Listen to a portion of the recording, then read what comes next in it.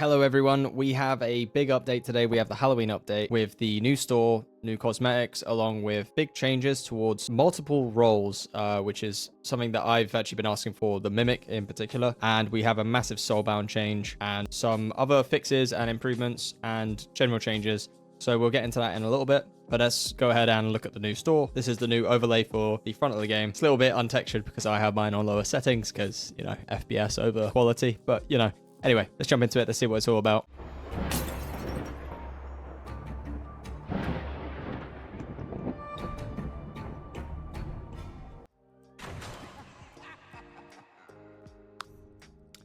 So we have a photosensitivity warning now. A small percentage of individuals may experience seizures. So here they've added a pumpkin. Ooh, so these are 300. I thought these might be more expensive, but they're actually cheaper than I thought. With the mask, I wish that like someone actually mentioned this and I agree. I think it was either in my Discord or on the Deceit Discord. But having an actual mask, like let's say you buy this, you should have the option to actually equip this as a cosmetic, you know, like you put it over your face, but also to equip it as your mask. I think that'd be cool. Here's the pumpkin player tracker. This looks sick. Like, this is actually really sick. I'm not sure how much this illuminates in-game, though, because I think that it would kind of be... you know, I don't know. You kind of always see him coming, but that looks sick. That's probably the coolest vampire skin there is at the moment. That's awesome. We get the evil pumpkin. This is actually free. You can claim this. Other than that, what else we got? Is that it? I don't know if the store is going to be changing more so, or if this is all there is, but this is really cool. Okay, they've also changed the curse roll icon to something that's somewhat more relevant to the previous one. I actually like this one more. This is nice. Right, so I think that's pretty much it for the store. I thought there'd be more, I'm not gonna lie. I thought there'd be some more things. Maybe it's gonna be a daily change because you can see in this picture that there's a sneak peek that they uploaded and it's a Lisa skin and this looks somewhat Halloween themed. So hopefully we'll see new skins being added in daily up until Halloween. Okay, so here are the patch notes that we're gonna be looking at. Subjects: as Halloween creeps closer, we've been brewing up a cauldron of updates, blending fresh visuals and powerful role buffs. Our top priority, however, has been squashing bugs and fine-tuning the game's performance, and we'll keep at it. With Season 4 drawing to a close next week, it's time to delve into the dark secrets of what's in store for you. The Halloween store is now live, including 3 brand new skins to haunt the ritual. These seasonal skins will vanish soon, so seize the chance to claim them before they disappear. We've also given the circus a Halloween makeover, so be on the lookout for any seasonal changes. In addition, everyone will receive a special Halloween loading screen for free, so don't miss out on this gift. This looks really cool. The Blood Altar has undergone a complete visual transformation. Prepare for a whole new look when making your sacrifice to the dark forces that govern the in-between. This is really cool. I thought that the little embers that come out, I thought they would kind of go into your hand, but they don't. This is something that I suggested, and hopefully they kind of do. Or even if your ritual implant, you know, it glows red or something, you know, just to add some effect to your character would be cool to see. Along with that, we got some role changes. We've heard your feedback and we've reviewed the data, leading to the impactful changes that will keep the roles dynamic and balanced. Here's a closer look at the key updates. Chemist, finally. I'm not gonna lie, I feel like this took quite a long time, but then again, you know, it is a small dev team, and on top of that, you know, they've had a massive update coming out, and they're obviously looking towards making morgus balanced because it's the new terror, and trying to mess around with the phantom because their current season, I understand that that's their priority. Chemist, the in-between transition will no longer trigger when players are poisoned, allowing for a smoother experience. Thank God, I'm so glad this is done. This is such a big fix. You know, at the point where you've poisoned everyone, you're probably in the in-between at this point, and everyone can just, you know, survive. They don't take any damage. They grab the key, you're dead.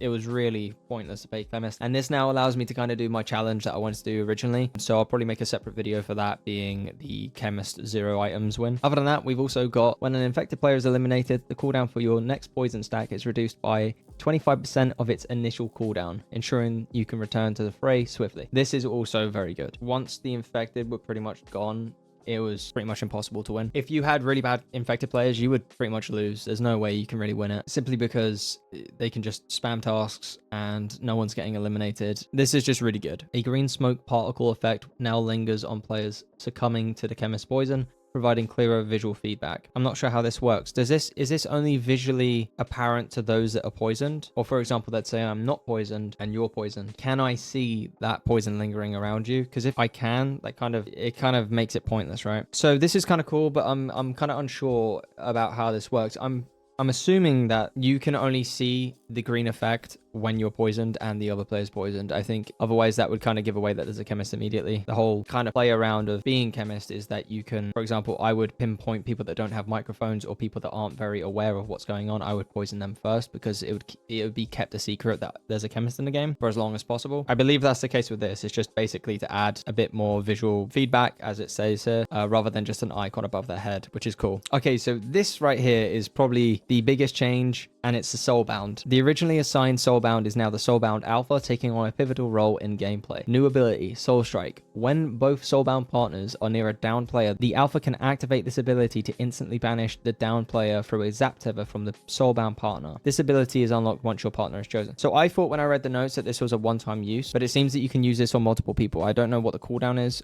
if there is a cooldown, but if there isn't a cooldown, that could be kind of broken, and it could probably even be more powerful than the phantom, just because the fact that the phantom, everyone gets announced that there's a phantom in their game, and it kind of gets to late game to the point where you know, when you do become menace, you probably have maybe 4, maybe 5 people left, unless you get really lucky to kill. Whereas as soulbound, you can pick after the first in between, you know, you could just go on a slaughterfest and kill everyone and then banish them with the soul strike, which is kind of nuts. So I'm not sure if there's a cooldown on that. I'll have to check, but this is really cool to see with Soulbound, because I feel like Soulbound was really weak, especially this season, as well as a chemist, and I think that this is now going to balance that out. This might need a nerf though, I'm not gonna lie, this might need a nerf, but we'll have to see how it plays and how it works. Regardless, it's still cool. Now we have other role tweaks. We've fine-tuned various other roles to enhance their effectiveness in the heat of the ritual. For example, infected mimics now correctly utilize the terror skins of the infected they imitate, and terrors will experience a 5-second exhaustion period when de-transforming, ensuring a fair balance in gameplay. This is sick, because I was asking for this a while ago. I think I put it in my video about cursed roles. I always believed, you know, at the end of the day, you're a mimic, you're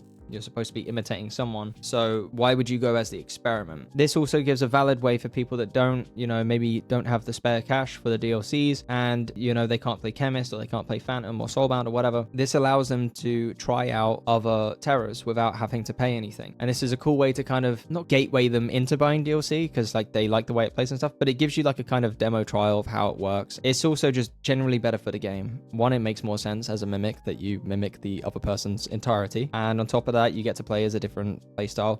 It also, as well, like as I said in that said video, is that, for example, if you know that there's 2 werewolves and then all of a sudden someone dies and you didn't know if they were infected or not, and then all of a sudden there's a werewolf in an experiment, then therefore you know that you got the right infected out and you now know that the mimic is infected. It's just, it makes it more deceiving, and it makes it harder for the mimic to be caught out, and it also makes it harder to find out whether or not you've actually banished the correct player, being an infected player. Really, really good change. I'm actually really happy about this. I think this is the best change out of all of it. Obviously, you know, chemist, big W, and obviously the soulbound, big W. I'm just unsure how the soulbound's actually going to play and how powerful it's going to be, but this generally for the mimic, I feel like this should have just been in the thing. It should have been in its role anyway, but we're here now and it's good. This is good. With these changes and more to come, we're eager to see how you adapt your strategies as we approach a final week of season 4. Season 5 is on the horizon. Grab your ticket to the Circus of Secrets now. Okay, right, so this is where I thought these images were new skins, but it seems that these skins are related to season 5, and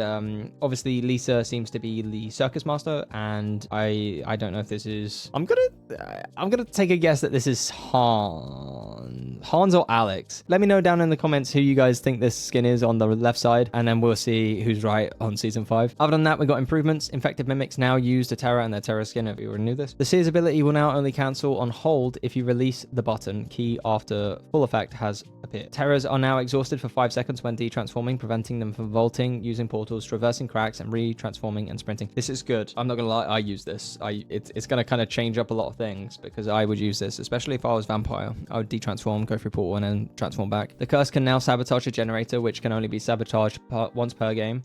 All players will know which team caused the sabotage. Okay, so when it pops up, it will say either in red or it will say either in purple how the generator was broken. Your infected team, so that's kind of cool, actually, because that's actually really good for chemist and soulbound. Mimic, not so much. Phantom, yeah, kind of. That's really good. To be honest. Actually, wait, no, that's a great thing for the phantom. If you think about it, the only way that you can kind of get caught out as a phantom is by wearing a mask and shooting at someone and then deliberately getting downed, or breaking cameras and being caught, or just, you know, just standing by an altar but doing nothing. It's kind of like obvious. Other than that, but the fact that you can now sabotage can make you out to be an infected player. So as phantom, this is really good. You can hit the sabotage and get caught doing it, and then people will think that you're infected and you didn't have the mutation. This is good. This is actually really good for the Phantom. Your infected teammate's portrait now shows their terror when transformed. Cool.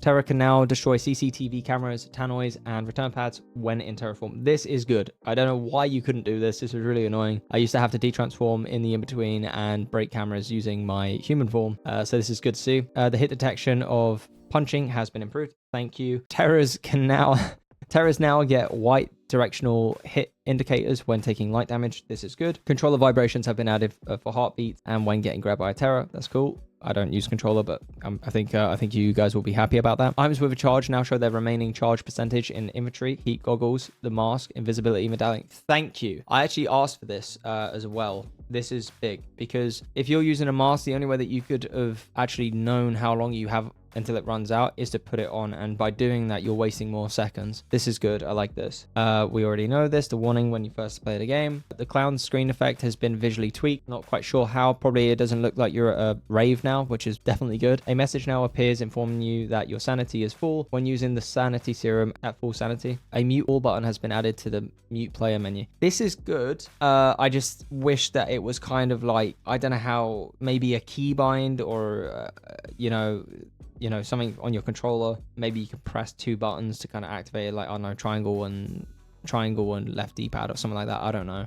Just to kind of mute all, because having to go to the menu and then muting all is quicker for sure instead of individually muting every player. But it's still like in clutch moments, or for example, everyone in the in-between is yelling and screaming and you can't hear anything and you just want to mute them just for that moment. It would be good to kind of have it accessible in game without having to go to a menu. But this is a step in the right direction. Accolade ranks now displayed during the game summary. This is good. Rides within the circus now only play music when they're actually moving. Various optimizations and lighting improvements have been made. This is good. Localization has been updated thanks to our volunteers. Well, yeah. Anyway, so pretty much that's the update. This is a W. This is actually really good. I'm actually happy about this. Let me know again, guys. The character on the left side, is that, who do you think it is? I'm thinking Alex or Hans. I think Hans because I think he's just mad, and Alex because he's younger, I don't know, or Jack. It's one of those guys, but I don't know which one in particular. Or it could be Chang, bro. Who knows? Let me know who you think it is. If you enjoyed this video, make sure to leave a thumbs up. I appreciate it. If you enjoy this content, and if you want to subscribe for more Deceit 2 content, go ahead and do that. Turn on the notification bell so you don't miss an upload, and join the Discord, link in the description. But let me know what you guys think about the update. Anyway, I'll catch you in the ritual. See you in a bit. Peace.